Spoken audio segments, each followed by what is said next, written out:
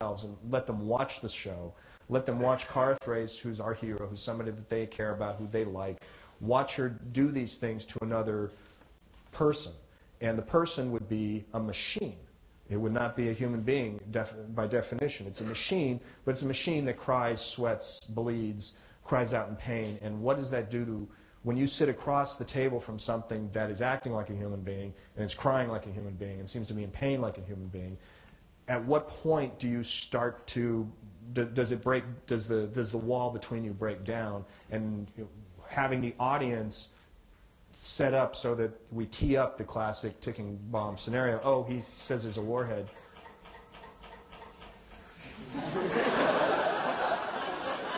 There's a ticking clock. Okay.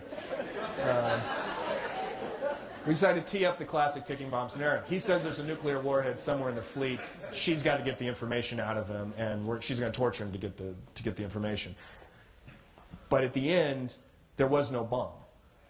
And it was a series of moral choices through it. How far was she willing to go? How far was the audience going to go with her on this ride? At what point would their sympathy flip? At what point would they start to say, I know he's a Cylon, I know they just committed genocide against the entire human race, but I really don't want to watch him put his head in that bucket again. I don't want to watch them beat him to death again. At what point do they start feeling like, okay, enough, don't show this to me again? And then the key thing to me was at the end of the show where the president, Laura Roslin, comes in and she says to him, tell me where the warhead is and I promise you'll be okay. I give you my word as the president, it'll be okay. And he tells her there's no bomb. And she says, okay, and she throws him out the airlock. And there was something about that moment that I thought encapsulated the show. It was, how do you feel about that? You know, how do you feel about the breakdown of the moral authority? How do you feel about the lie of that? How do you feel about killing the guy even though you promised not to, and even though he's a bad guy? You know, what does it say about how we feel about ourselves? What does it say about our honor? What does it say about integrity? What does it say about all the things that we tell ourselves that matter, actually? And to me, Galactica, at its best, is putting the audience in these uncomfortable positions where, because it's a science fiction piece and it's not a contemporary drama that has to sort of deal with real-life terrorism, real-life Islamic issues, and security issues, and that I can move the chess pieces around and make you look at it from a different point of view. And I can do the show where we did an episode in season 3 where the characters were under an occupation and the human characters had resorted to suicide bombings to fight against the occupying Cylons. And there was a great scene where the former president, Laura Roslin, was being held in detention by the occupying Cylons. Gaius Baltar, who was essentially set up as the traitor, who was working with the Cylons and betrayed the human beings, and he goes in to talk to Laura. And it's the classic scenario where, well, she's obviously the heroine, we like her, we hate him because he's the villain, and he's betrayed them all. So you kind of, the scene is set very neatly for you. But in the body of the scene is about the fact that he's come to her to say, I need you to come with me and denounce suicide bombing as a tactic. And suddenly the scene shifts, and the audience is very uncomfortable with this because they suddenly really don't know whose side that they're on and what they're supposed to feel and who they're rooting for and who they're hissing against. And she was uncomfortable and couldn't quite give him a straight answer. And he was pressing her, do you believe about sending people with explosives strapped to their chest, walking them into crowded places and detonating that? How can you defend that? And she couldn't defend that, but she couldn't agree with him either.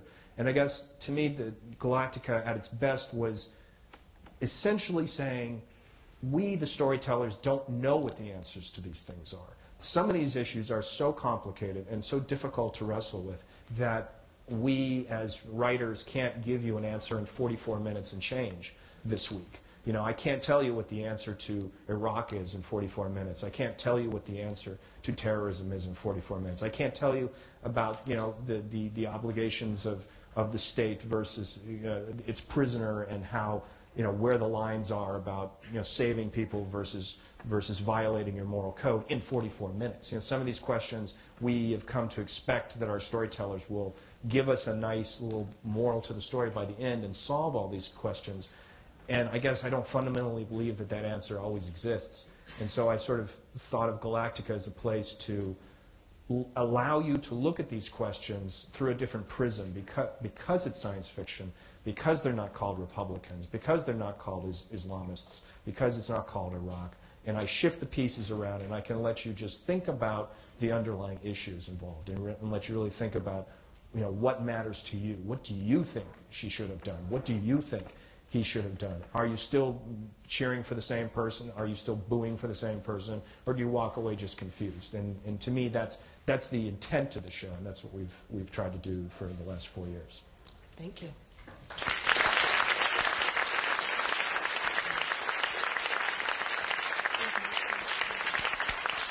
There are mics on each side. I would ask you to line up at the microphone. Please, once again, be succinct, to the point, and please, if you're directing your question to someone particularly on the panel or more broadly, please state that at the outset, okay? And I'll go to the person here to the right who's standing here first. Hi. This question, I have two questions. The first one is for Kamran, related to your show Kings. As a Jewish person, I was a little bit disturbed by the statement that King David was a terrorist, and I'm holding his Book of Psalms. Do you have anybody who's of knowledgeable Jewish background consulting on that show? I mean, this is Hollywood, and so there's quite a few. What? That doesn't necessarily mean anything. My executive producer is Michael Green, and I'm not speaking for him. I don't want it that's what it is. I don't know he would characterize it that way. I'm characterizing that way as one person. Michael Green, who is Jewish, and also his mother's from Israel, and he has got very deep training in biblical scholarship. But if you act, now I'm speaking for myself, I'm not speaking for anyone else. I'm certainly not speaking for the show. I'm not talking about Kings, I'm talking about the Bible. If you look at the Book of Chronicles, King David did flee to the Philistines. He fought for them. He killed women and children intentionally. It's there in the Book of Chronicles. People don't like to look back at it. And later, Talmud and other scholarship in the Midrash, Jewish rabbinic tradition, became very uncomfortable with the way that story was spread.